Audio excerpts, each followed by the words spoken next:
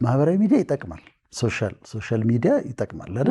በጣም ይጠቅማል። የሁሉ ጥቅሞች አሉት። ትምህርት ታገኝበታለሽ፣ ኢንተርቴይንመንት ታገኝበታለሽ፣ ብዙ ነገር ጥቅሙ አለው። ግን ደግሞ እንደ ሶሻል ሚዲያ ደግሞ የተጫወተብን ነገር የለም። እኔ እንደዛ ነው። ተጫውቶብናል። በዚህ ዘመን በዚህ ትውልድ ያለነውን ሰዎች ተጫውቶብናል ማለት ይቻላል።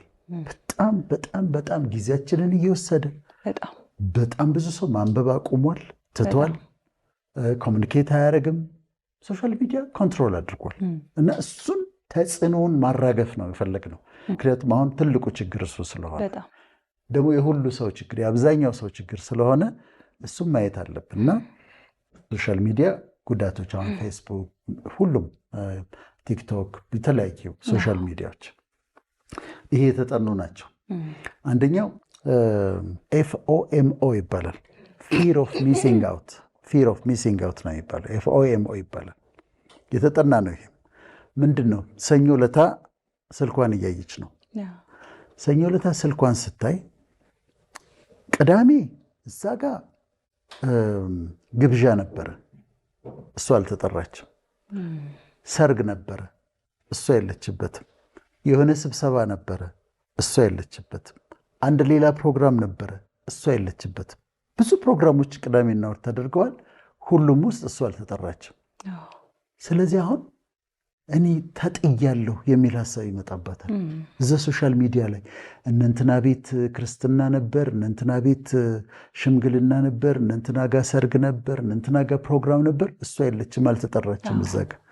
ይሄ FOMO ይባላል። ፊር ኦፍ ሚሲንግ አውት ይባላል። ከፍተኛ ተጽዕኖ እያመጣ ሰዎች ላይ ያለ ጉዳይ ነው። እኔ እንዴት የለሁም እዚህ ሁሉ ፕሮግራም ተደርጓል፣ እኔ የለሁበትም የሚል ነው። ሁለተኛው ችግር ሎ ሰልፍ ስቲም፣ በራስ መተማመንን በጣም ይጎዳል።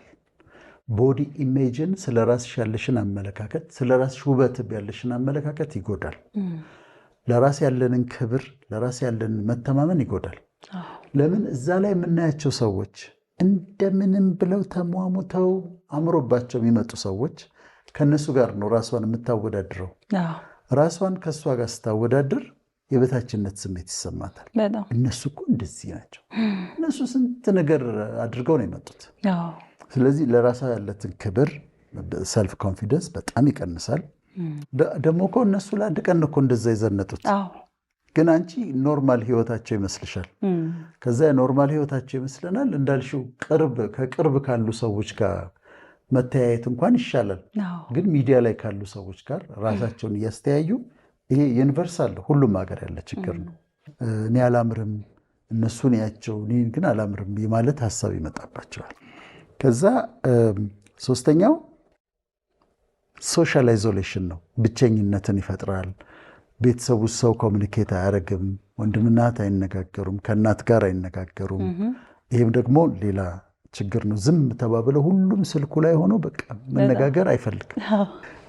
ስለዚህ አይሶሌት ያደርጋል። አራተኛው ኦቨር ሼሪንግ የሚባለው ነው። ማለት የሰዎችን ፕራይቬሲ ይነሳል እና ኦቨር ሼሪንግ ሚስጥራችን፣ አንዳንዴም በጣም ይከብድ ነገር ነው። ሰዎች አውጥተው የሚያስቀምጡት የራሳቸው የቤተሰብ ሚስጥር ፈቅደው የሚያወጡት አሉ፣ ወይ ደግሞ ሌላዎች የሚያወጡባቸው አሉ።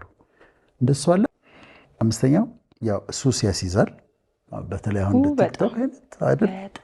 በጣም ዶክተር፣ በጣም አሁን ላይ ቀኑን ሙሉ ሌሊቱን ሙሉ ስልካቸው ላይ ቁጭ ብለው የሚውሉና የሚያድሩ ሰዎች ቢቆጠር ወይም ቢጠና በጣም በርካታ ናቸው። በጣም ብዙ። ለዚህ ነው ቁጥር 1 ላይ መራገፍ አለበት ብዬ ያልኩት። አንዱ ይሄ በጣም ብዙ ሰዎችን አፌክት ስላደረገ ሱስ ነው። አይ ቲንክ ከሲጋራም ከምንም በላይ የበለጠ ሱስ ሳይሆን አይቀርም አሁን።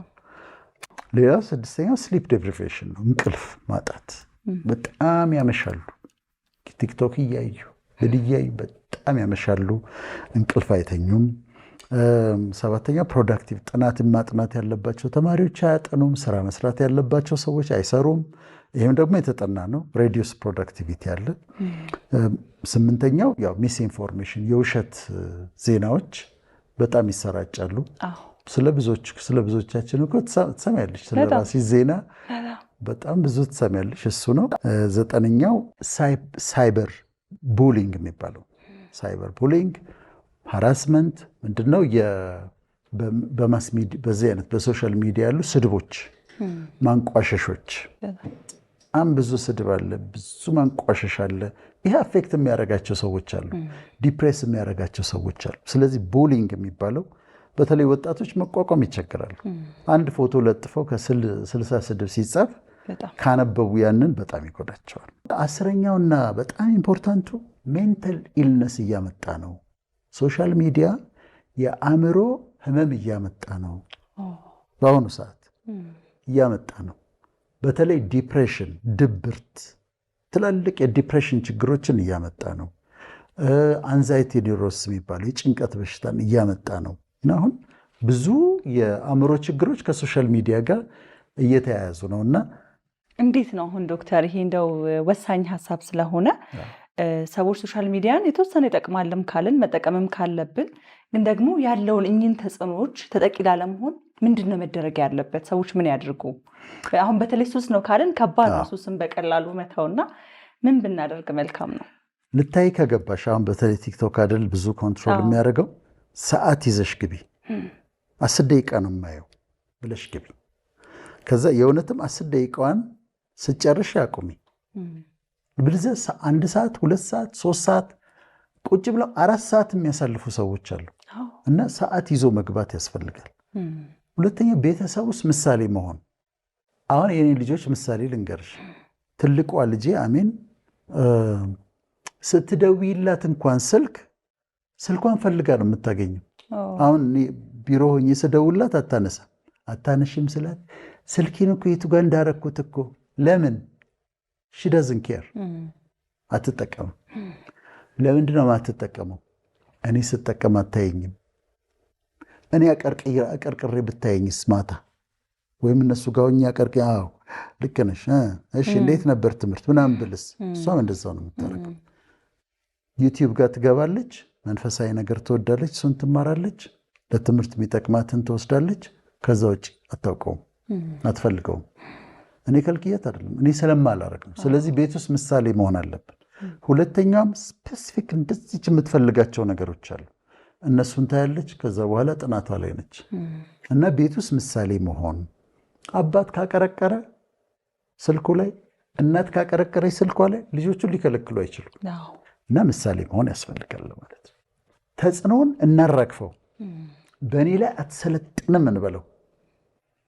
እንጠቀማለን፣ ሁላችንም እኮ እንጠቀማለን። ግን አንዳንድ ጊዜ እኔ ትንሽ ጊዜን ይዘኝና ከዛ ወዲያው ነቃለሁ። በኋላ እኔ በዚህ ሁሉ ትምህርት፣ በዚህ ሁሉ ንባብ፣ በዚህ ሁሉ ማቹሪቲ ሊቆጣጠረኝ ከሞከረ፣ ጊዜን ሊወስድብኝ ከሞከረ ወጣቱማ እንዴት ሆኗል ብዬ አስባለሁ። እና ይሄንን ተጽዕኖ ከላያችን ላይ ካላራገፍን ትልቅ ችግር ውስጥ ነው የምንገባው። የአእምሮም ችግር እያመጣ ስለሆነ ማራገፍ አለብን ብዬ አምናለሁ።